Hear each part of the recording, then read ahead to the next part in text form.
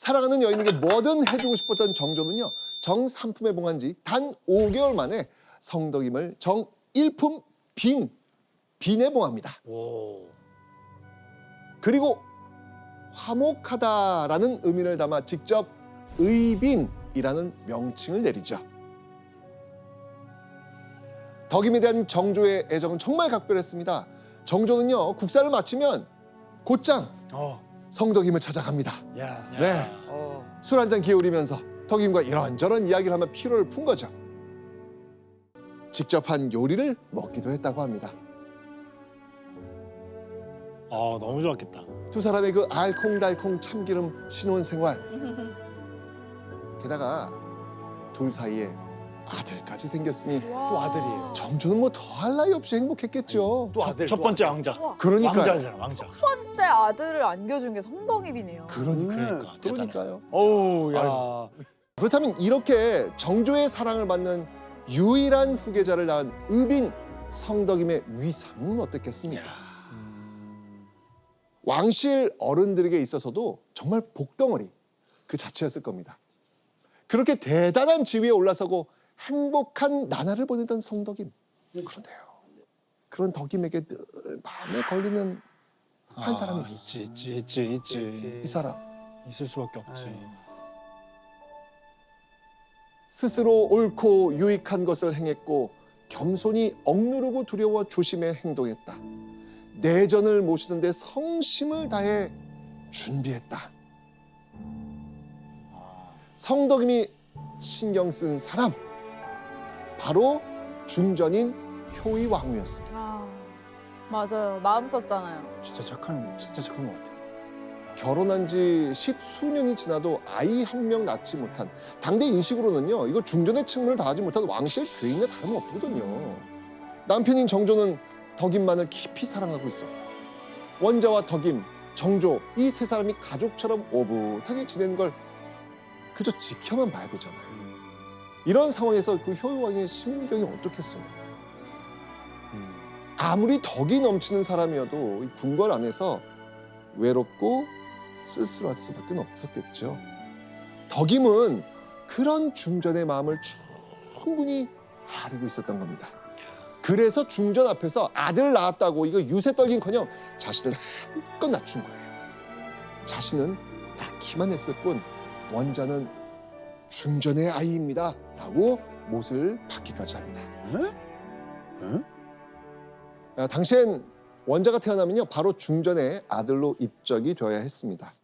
자, 그럼 중전이 엄마가 되는 거니까 양육은 누구의 몫일까요? 중전? 당연히 중전이 몫이 되는 거예요. 그래요? 후궁인 덕임은 사실상 낄 자리가 없게 되는 겁니다. 그런데 그런 성덕임의 따뜻한 마음에 효의왕후는 아마 감동한 것 같습니다.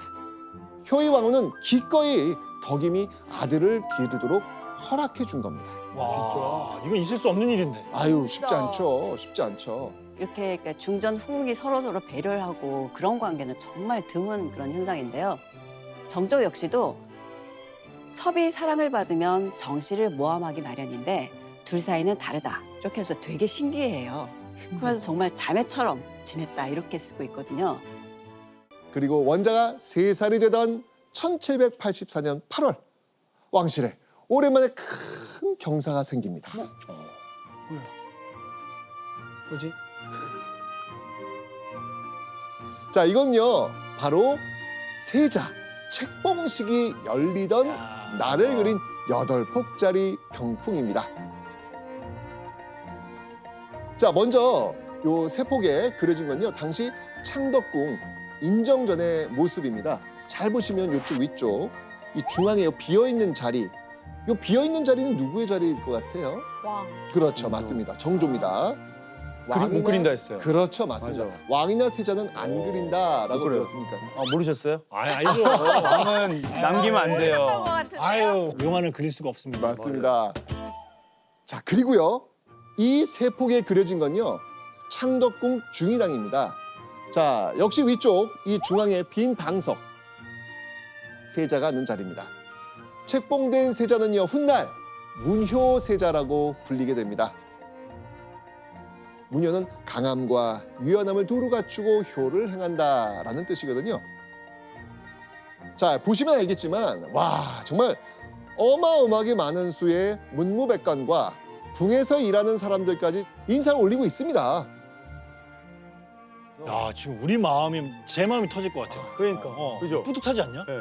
저도 되게 뿌듯하지 않아요? 아 뭔가 어, 왜냐면 뿌듯해. 그동안의 그 러브 스토리 알잖아요. 그렇지. 진짜 사랑의 결실이 자기 아들이 세자가 된 거 아니야? 맞아. 진짜 오래 걸렸네요. 진짜 오래 걸렸다. 아, 이렇게 금슬 좋은 정조와 덕인 부부에게 선물이 찾아옵니다. 아이고야. 또 아이가 들어선 거예요. 어머. 예. 야. 그런데 안 돼요. 덕임이 임신한 지 5개월째 되던 1786년 5월 11일 덕임이 미처 예측하지 못한 일이 벌어지고 맙니다. 뭐지?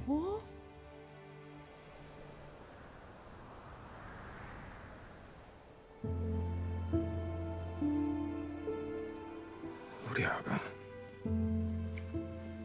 아비가 왔다. 눈 좀 떠보거라.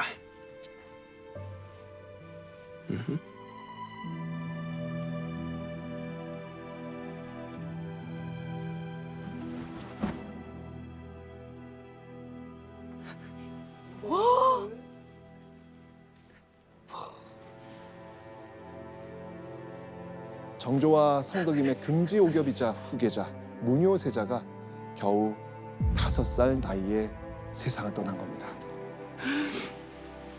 순아. 순아.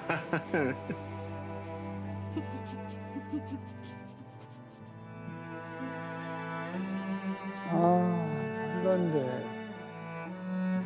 아, 대체 무엇이 세자의 목숨을 앗아갔을까요? 홍역이었습니다. 홍역. 당시엔 홍역의 치료약이 마땅치 않아서 걸리면 죽는 무서운 병이었습니다. 그 홍역이 조선 전역에 돌았는데 군까지 침투해서 결국 문효세자의 목숨마저 앗아간 겁니다. 귀하게 얻은 처다들의 황망한 죽음에 넋을 잃은 정조. 당시 정조의 심경, 한상진 씨가 좀 읽어주셨으면 좋겠습니다. 나는 처음에는 의심하다가 도중에는 믿게 되었으니 끝내 또 아득하여 꿈인 듯 참이 아닌 듯하였다. 정조는 도무지 아들의 죽음을 믿을 수가 없었던 겁니다. 뭐 말로 어떻게? 그렇다면 아들을 잃은 성덕임은 또 어땠을까요?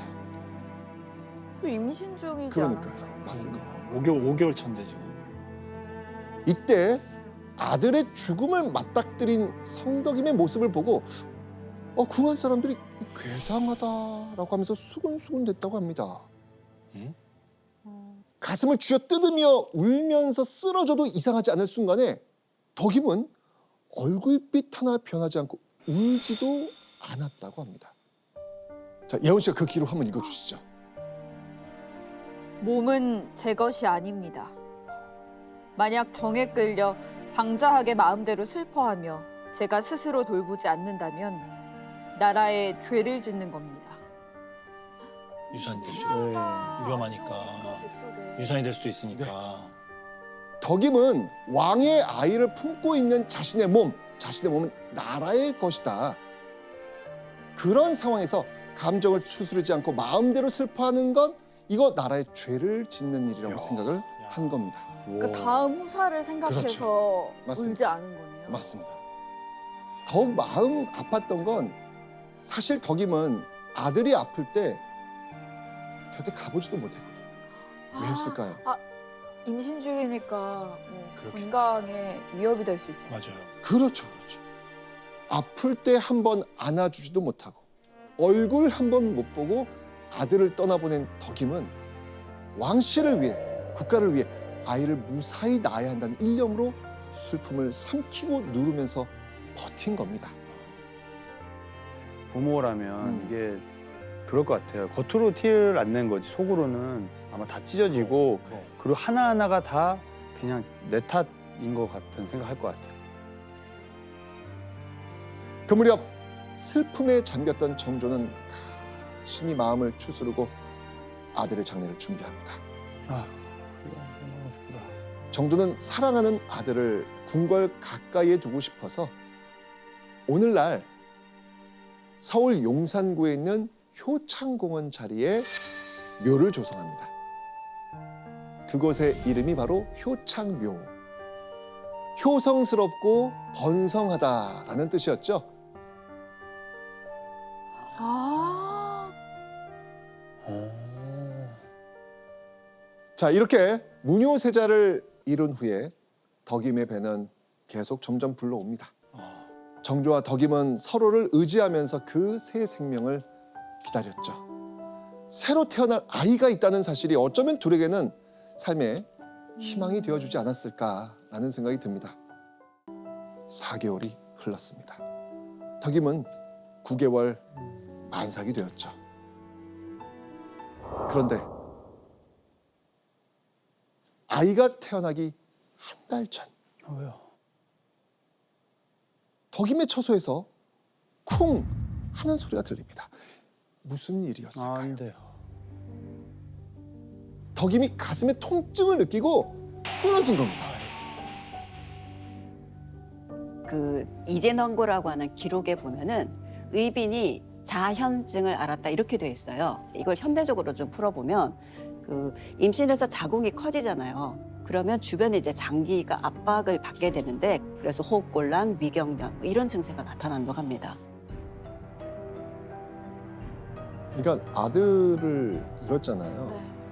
겉으로는 표현 안 했지만 그 스트레스는 어마어마했던 거죠. 몸으로 그럼요. 엄청 왔겠죠. 그럼요. 몸이 그 지경이면서도 덕임은요. 정조가 오면 그 정조 앞에서는 괜찮은 척을 했던 거예요. 티를 안 내고. 티를 안 낸 거예요. 아이고. 정조 앞에서는 늘 말끔하게 차려입고 온화하게 웃으며 맞이했던 겁니다. 안 돼, 제발. 그러던 어느 날 여느 때처럼 국사를 마친 정조가 덕임에게 왔는데 성덕임이 평소와 달리 근심 어린 얼굴로 정조를 물끄러미 바라보는 겁니다. 그러더니 갑자기 눈물을 툭 터뜨립니다. 그리곤 이렇게 말하죠. 바라건대 정전에 자주자주 나아가서 부지런히 대를 이을 아들을 구한다면 곧 경사가 찾아올 겁니다. 또 장차 지하에서도 즐겁고 좋아할 겁니다. 그러니까 자신이 죽어도 꼭 중전과의 사이에서 아이를 낳으라는 겁니다. 아유, 왜 그래요? 아, 유언같이 맞아, 말하잖아요. 맞아.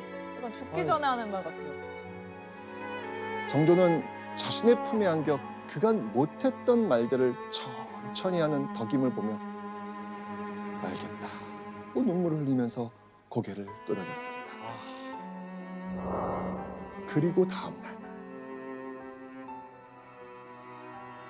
궁궐 전체에 통곡 소리가 와. 아유. 울려 퍼집니다. 아유. 의빈 성덕임이 세상을 떠난 겁니다. 9개월 된 아이를 가진 채 홀로 방에서 숨을 거둔 겁니다. 와, 말도 안 된다, 말도 안 돼. 아.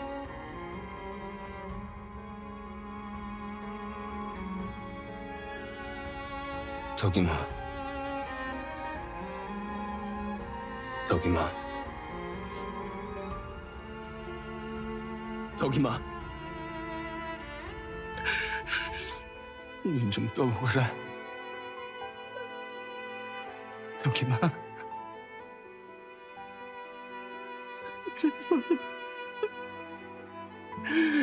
제발 가지 마라. 나를 두고 가지 마라.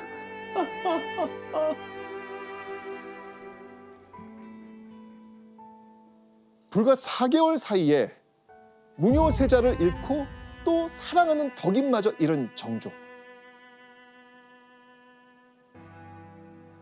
덕임은 물론 그 뱃속에 아이도 구하지 못했다는 슬픔이 가득했겠죠. 그렇게 시간은 흘러 12월 덕임의 묘자리를 정해야 될 때가 왔습니다. 이때 정조는 대신들이 깜짝 놀랄 명을 내렸죠. 대체 어떤 명이었을까요? 문효의 묘와 백보 거리로 빈의 소원을 따른 것이다. 성덕임이 아들 문효세자와 함께 묻히고 싶다는 유언을 남겼던 거예요. 그래서 정조는 덕임을 문효세자의 묘와 단 100보 떨어진 곳에 묻으라고 명한 겁니다. 자, 근데 이 말을 들은 대신들은 깜짝 놀랍니다. 그렇지. 왜요? 놀랄 수밖에 없지 지금. 깜짝 놀랍니다. 네. 실제로 문효세자는 효의 왕후의 양자, 이제 아들이 되어 있는 상황이고 세자죠. 그런데 성덕임의 경우에는 후궁이었기 때문에 당연히 어떤 신분, 예법상 그럴 수가 없었습니다. 근데 이제 정조의 경우에는 그 성덕임의 유언을 들어주면서 예법을 어긴 거죠. 얼마큼 이제 정조가 그 성덕임을 사랑했는지 알 수 있는 그런 장면이고, 또 한편으로는 죽어서라도 아들이랑 좀 같이 있어라, 이런 어떤 바램도 있었던 것 같아요. 아이고. 정조가 사랑하는 여인을 위해 해줄 수 있는 마지막 일이었던 겁니다. 1786년 정조가 덕임을 묘지에 묻기 전에 큰 결심을 한 게 있습니다. 바로 덕임과 함께했던 순간들, 덕임의 모습을 글로 남기기로 한 거예요. 와. 덕임이 얼마나 훌륭한 사람이었는지 후대도 알기를 바랬던 것이죠. 그렇지. 정조는 홀로 방에 앉아 덕임에 대해 한자 한자 적어내려갑니다. 그렇게 적은 글은 덕임을 묻는 날 묘지명으로 함께 묻힙니다. 그 글이 바로 어제 의빈 묘지명입니다. 너는 멀리 떠났다. 너를 데려올 방법이 없고 다른 사람을 보내 물리칠 방법도 없다. 이로써 느끼니 참 슬프고 애달프다. 나는 저승도 갈 수 없다. 너를 생각하면 애통하고 슬프도다.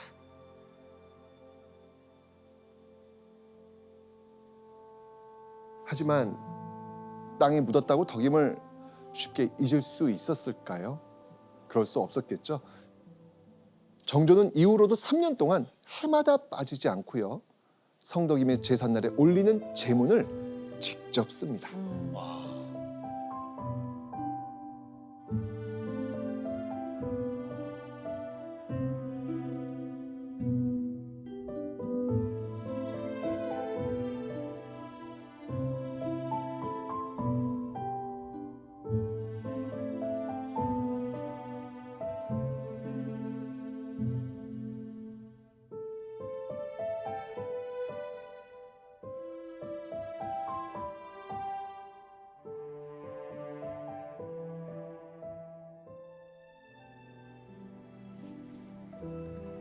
내가 연모하였다.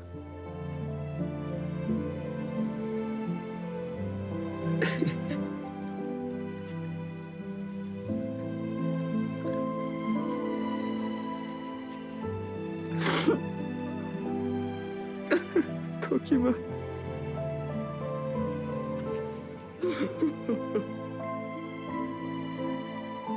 남긴 글 마디마디마다 정말 덕임을 얼마나 사랑했는지 꾹꾹 눌러 새겨져 있습니다.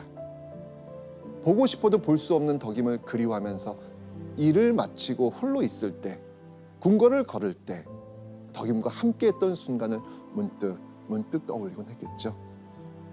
정조가 한평생 잊을 수 없는 여인이 바로 성덕임이었습니다. 정조는 그렇게 14년을 보낸 후 눈을 감습니다.